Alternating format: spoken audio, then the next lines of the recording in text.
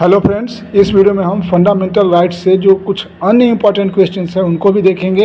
ये fundamental rights हैं, इसका दूसरा सीरीज़ है। तो पहला क्वेश्चन, भारतीय संविधान का अनुच्छेद 12 परिभाषित करता है। तो जो अनुच्छेद 12 है वो किसको परिभाषित करता है? तो अनुच्छेद 12 परिभाषित करता है राज्य को। ऑप्शन बी, जो राज्य शब्द दिया गया है हमारे संविधान में, राज्य शब्द का जो प्रयोग किया गया उसको परिभाषित करने का काम करता है अनुच्छेद 12। अनुच्छेद 13 के अनुसार कोई मौलिक अधिकारों के विरुद्ध बना कानून होगा अगर कोई भी राज्य सरकार या कोई भी संस्था या कोई भी सरकार केंद्र की ही क्यों ना हो, अगर मौलिक अधिकारों के विरुद्ध कोई कानून बनाती हैं तो वो क्या हो जाएगा? अपने आप वॉइड यानी अमान्य हो जाएगा, उसकी मान्यता नहीं होगी। चाहे वो पास हो गया हो ना हुआ हो, इससे कोई फर्क नहीं पड़ता है। हम आगे देखेंगे। अब अनुच्छेद 12 में राज्य की परिभाषा में शामिल नहीं है। जो अनुच्छेद 12 है उसमें राज्य की परिभाषा में कौन शामिल नहीं है?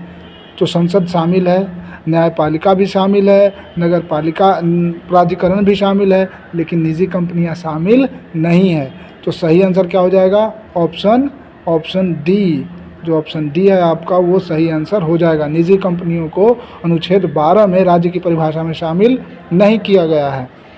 कौन सा अनुच्छेद कानून के समक्ष समानता और विधि के समान संरक्षण की गारंटी देता है? तो ये अनुच्छेद 14 हमको कानून के समक्ष समानता और विधि के समान संरक्षण की गारंटी देता है। ठीक है ना? तो 14, ये जो 4 नंबर क्वेश्चन है इसका अनुच्छेद 14, जो आर्टिकल आपका 14 है वो आंसर होगा और ऑप्शन सही होगा बी, ऑप्शन नंबर बी।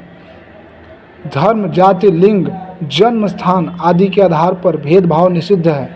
निषिद्ध यानी कि मना, जिसको मना किया गया है, जिसको रोका गया है, प्रतिबंधित किया गया है। धर्म, जाति, लिंग, जन्म स्थान आदि के आधार पर। तो ये किस में किया गया है?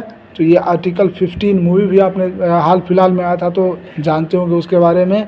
आर्टिकल 15 में धर्म, जाति, लिंग और जन्म स्थान आदि के आधार पर भेदभाव सर्वथा निषिद्ध है, मना है।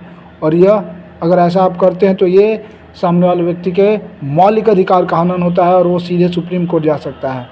तो क्वेश्चन नंबर 5 का ऑप्शन हो जाएगा सी सही।